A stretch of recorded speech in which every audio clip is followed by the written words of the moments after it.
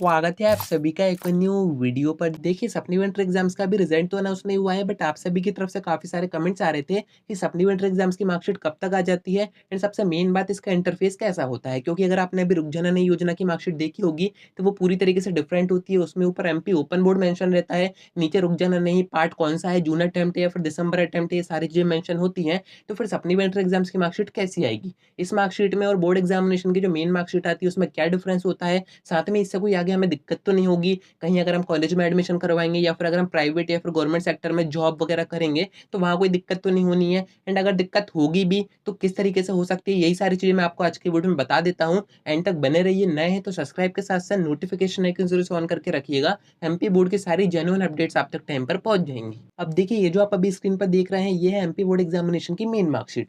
10th की आप देख रहे हैं तो थोड़ी सी ग्रीनिश टाइप की है, 12th की आप देखेंगे थोड़ी सी पिंकिश टाइप की है। बट उससे हमें क्या करना है, हमें ये देखना है कि सप्लीमेंट्री एग्जाम्स की मार्कशीट कैसी आती है। तो मैं आपको बताऊं आपकी सप्लीमेंट्री एग्जाम्स की मार्कशीट भी ऐसी की ऐसी आएगी, उसमें ज्यादा कुछ डिफरेंस नहीं रहेगा। थोड़ी बहुत चीजें यहाँ पर चेंज कर दी जाती हैं, चेंज भी छोड़िए बस यहाँ पर कुछ एक्स्ट्रा चीजें ऐड कर दी जाती हैं। अब क्या चीजें ऐड की जाती हैं वो मैं आपको बता देता हूँ। अगर आप इसको जूम करके देखोगे तो ऊपर आप देखोगे तो यहाँ पर आपको सप्लीमेंट्री ईयर मेंशन रहता है कि आपने कौन से ईयर में सप्लीमेंट्री एग्जाम दिए हैं। इस पर कोई ज्यादा ध्यान नहीं देता है। ऊपर तो आपका एमपी बोर्ड का ही मोनो वगैरह दिया गया है, नीचे आप आएंगे तो यहाँ पर मेजर डिफरेंस आपको दिख जाएगा। वैसे कोई इस पर ध्यान नहीं देता है, बच्चों को तो पता भी नहीं होता है इसका मीनिंग क्या होता है। आपके जो सब्जेक्ट रहते हैं उसके जो आपको मार्क्स दिए जाते हैं कि आपके इतने मार्क्स में से कितने आए हैं, एंड जिस सब्जेक्ट का आपने सप्लीमेंट्री एग्जाम दिया है उसके अगर आप रिमार्क्स में चेक करेंगे तो वहां पर एक छोटा सा स्टार बना होता है। अब ये स्टार आपको मेन बोर्ड एग्जामिनेशन की मार्कशीट में कहीं पर भी नहीं दिखेगा, ये आपको सिर्फ सप्लीमेंट्री एग्जाम्स की मार्कशीट में दिखेगा, वो भी उन्हीं सब्जेक्ट के आगे जिनका आपने सप्लीमेंट्री एग्जाम दिया है। 10th में मैक्सिमम आपके 2 सब्जेक्ट हो सकते हैं, 12th में आपका एक ही सब्जेक्ट हो सकता है, तो सिर्फ उनके ही आगे रिमार्क्स में एक स्टार बना रहेगा। और ऊपर मैंने आपको बता ही दिया इस टाइप का मेंशन रहेगा। बाकी आपकी मार्कशीट में कोई भी डिफरेंस नहीं आता है, पूरी आपकी मार्कशीट सेम होती है, कहीं पर भी आपको इससे कोई भी दिक्कत नहीं होनी है। फिर भी काफी बच्चे पूछ रहे थे कि अगर हमें आर्मी में जाना है, सॉफ्टवेयर में जाना है या फिर मेडिकल फील्ड में जाना है तो इससे कोई दिक्कत तो नहीं होगी, इंटरव्यू वगैरह में हमसे कोई क्रॉस क्वेश्चन तो नहीं पूछा जाएगा।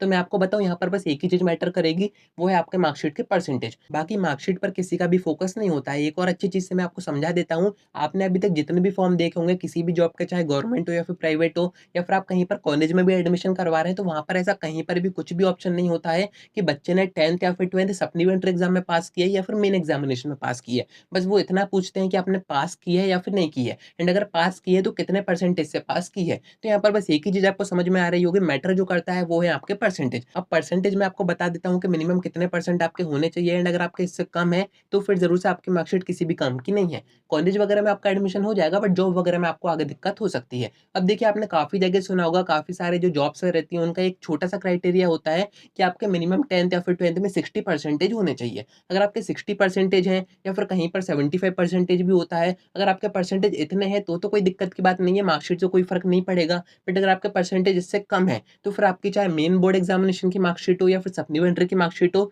या फिर उप जननी योजना की मार्कशीट हो, वो फिर आपके किसी भी काम की नहीं रह जाती है। तो सीधी सी कहने की बात यह है कि मार्कशीट से कोई भी फर्क नहीं पड़ता है, जिससे फर्क पड़ता है वो है परसेंटेज। परसेंटेज अगर आपके 60 से कम है तो आपको ईयर रिपीट करना चाहिए। एमपी बोर्ड में श्रेणी सुधार भी होता है, तो उसमें भी आप फॉर्म भर के दोबारा से एग्जाम दे सकते हैं, आपके परसेंटेज इंप्रूव हो जाएंगे। अगर आप कुछ बड़ा फोकस कर रहे हैं या फिर आपको बिजनेस वगैरह करना है, आपको सिर्फ मार्कशीट रखने को चाहिए या फिर डेट ऑफ बर्थ दिखाने को चाहिए तो कोई दिक्कत की बात नहीं है। बट अगर आप किसी गवर्नमेंट जॉब या फिर प्राइवेट जॉब का फॉर्म भरने का सोच रहे हैं, तैयारी आप आगे करोगे, तो फिर आपको 60% से तो ज्यादा ही चाहिए पड़ेंगे। तो उम्मीद है कि आपको सारी बातें समझ में आ गई होंगी। आज के वीडियो में इतना ही। और कोई आपको डाउट आता है आप कमेंट करके या फिर आप मुझसे इंस्टा पर डीएम करके डायरेक्ट बात भी कर सकते हो।